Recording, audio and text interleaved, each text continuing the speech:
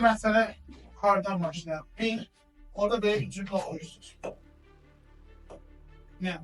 Deyir ki, ermənilər birinci bu Dağlıq Qarabağ deyilən o məhsul 1923-cü ildə görsün baba bu ərazini əhatə edir. Bəli. Bax, DGMV Yaşıl. bu yaşıl bölgə olub 1923-dən 1991-ə kimi rəsmi olaraq ərazi. Bax, bura DGMV. Bu Qarabağ ayrı şeydir. Dağlıq Qarabağ muxtar anlayışı başqa şeylər. Dağlıq Qarabağ muxtar ifadəsi coğrafi məhfum deyil, siyasi məhfum. Yəni 23-cü ildə orada yaşayan erməni azlığa verilən, Sovetin təsiri ilə verilən muxtariyyət. Bunlar ayrı-ayrı şeylər. Bu bir. Başqa məsələ. Məsəl üçün bir deyirəm, ağlıma gəldikcəsi. Deyim ki, Şuşanı tutmaqla ermənilər bütün Dağlıq Qarabağ bölgəsini tabe etdilər. Yəni, o demək istəyir ki, onsuz da burada indi tərtər deyildi o vaxtda. Ağdərə bölgəsini ermənilər tutmuşdu, əllərində idi, tutmuş deyildi, zaten ermənilərin əlində idi. Xankəndi, Xocalı ətrafına 92-dən zaten fevralda da Xocalı almışdılar. Hadrut Xocavənd məsələsi zaten 91-də o Qarakənd söhbəti olan dövrdə əllərində idi. Bir dənə qalmışdı Şuşa. Şuşanı da tuturlar 92-də. Bütün bu Dağlıq Qarabağ keçir onların əlinə. Biliyor, bədbaxtçılıq buradaydı ki, bizim mərkəzimizdə ola-ola Xocalını erməniləri. Yəni, düşünün, hər tərəfində bizim. Baxın. Bu bir.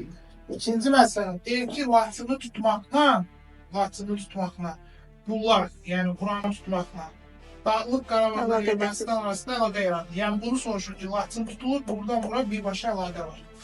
Yəni, dediği budur. Gəlsək biz Qabağa doğru, bizim ikinci Qarabağın xərtlərinin üstündə söyləyəcəm. Birinci bizimkilər, yadınızda qalsın, iki Qarabağ müharibəsinin ikisində də müharibə həm Şimal cəbhəsində olub, həm də Cənub cəbhəsində olub. Yəni, müharibədə biz həm bu tərtər Ağdərə tərəfindən döyüşə girişmişik, həm də buradan nə deyil? Füzuli istiqamətində döyüşə girişmişik. Birinci Qarabağda da, ikinci Qarabağda hətta aprel döyüşlərində də. Cəbhə həmişə buradan oldu. Bax, burada bütün toqquşmalar ikinci Qarabağda anladıcı mahiyyətdə olur. Çünki buradan uşaqlar, baxın, Ağdamın bu hissəsi düzənlikdir. Orada video görüntüləri də axtarsınız. Burada o qədər böyük bunkerlər qurdular ki, burada bizi Türklər demişkən, kəklik kimi anlayar var. Yəni, onlar hamısı hündür deyil. O hangi əsərdə o deyilmə? İkinci Qarabağda da, birinci Qarabağda da ən böyük şəhid verilən yerlərin çoxu şimal cəbhəsi olub. Yəni, orada ermənilər bizdən üstündə olub, hündürdə olublar, tutduqları bölgədən. Bizim üçün ən ideal cəbhə bu olub. Ona görə də birinci, 27-si, 28-i sentyabrda Füzulinin Cəbrayilin bəzi kəndlərini azad eləmişdik. Bir də Tərtər ətrafında yüksəkliklər azad oldu. Sonra 4 oktyabrda tutmuşuq Qaranın Cəbrayil. Füzulinin özünü tutmamışıq. Bax, Füzuli ilə araç boyu gəlib, buranın Cəbrayilin yenib azad edib. Bu əməliyyat oxuyasınız ki, 4 oktyabr, 27 oktyabr kimi Cəbrayil Füzuli əməliyyatı gedəcək. 17 oktyabrda Füzuli azad olunacaq. 17 oktyabr Füzuli. Amma Füzulidən də öncə deyərsiniz ki, bu ərazilərdə təxminən Hadrut var. Və bu ərazi azad olunacaq. 9 oktyabrda Hadrut olacaq. Hadrut. Okey mi? Hadrut əməliyyatında bizimkilər tutmaqdan deyib Turan taktikası edib. Həm buradan gəliblər, həm buradan gəliblər. Və ermənilər həm Füzulidə mühasirədə qalıb, həm də bu əraziyə gələn erməni orduları mühasirəyə düşüb. Ən az orada 27 dənə tankı bizimkilər müsaade edir. Bu bir. Sonra bizim ordunun digər bir kolu irəliyib Zəngilana doğru 20 oktyabrda baxın ki, Zəngilanı tutub, sonra ordu dibə kimi gəlir. Ora Aran tutub, Ağbəndi tutub. Bax, bu istiqamətdə döyüşlərin əksəriyyəti sərhəd qoşuqlarını tutublar. 22 oktyabrda nə ilə tutub? Ağbənd, sonra Qubadlıya girişiblər. 25 oktyabrda Qubadlı azad olunub.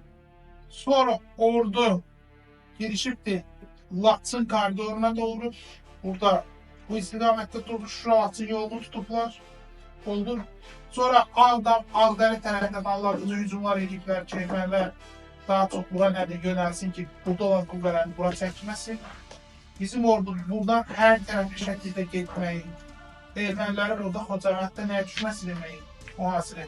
Onlar elə düşünüb ki, bizim ordu buradan gedəndə, yəni Füzulidən Şuraya tərəfində, Şuradan Füzuliyə tərəfində, buradan hər tərəfdən ordu gedəndə bunlar elə düşünüb ki, burada Qırmızı Bazar yolundan bizimkiler Şuraya gedir. Bunun əksinə bizimkiler dağ yoluna gedir. Şuranı tutup ermənilər burada qorxublar ki, onsuz da bura tutulubsa buradaki 10 bindən çox erməni ofisiyası düşə bilər. Ona görə də Paşik qəbul edir. Sonra da burada 15 noyabrda Ağdam, 25 noyabrda Kərbəzər, 1 dekabrda Laçın. Bu 3 rayon partidən sonraki 4 rayondur. Antiterrordan da 23-cü ildə oxuyasınız. Ağdərə, Xocalı, Xocavənd, Xankəndi hansısa oldu. Sual qalib gələcək sizə. Desək ki, Laçın rayonunun azad olunması deyəsən 1 dekabr.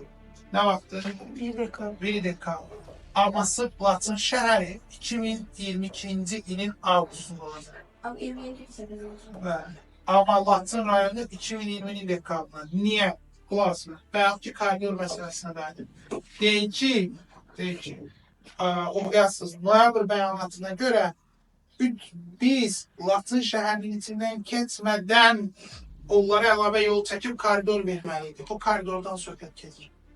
Olur. Biz onları Çünki baxdıq əgər- əlavə edib. Bəli, biz 3 ilə çəkməliydik o yolu. Yəni yol normalda Laçın koridoru buradan gedir də, yəni Laçın şəhərinin içindən gedir. Laçından gedir hara? Şuraya. Oldu. Biz Laçından keçməmək şərtini əlavə alternativ yol çəkirdik bunlara ki, Laçın şəhərinin mərkəzində bizə qaytarsın. Burada koridor 5 kilometr idi. Yəni buradan bura.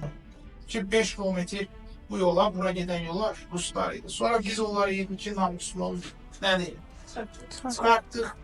23 aprelində getdik, həmin yol üstə poz qurduq. Bu şəkildə.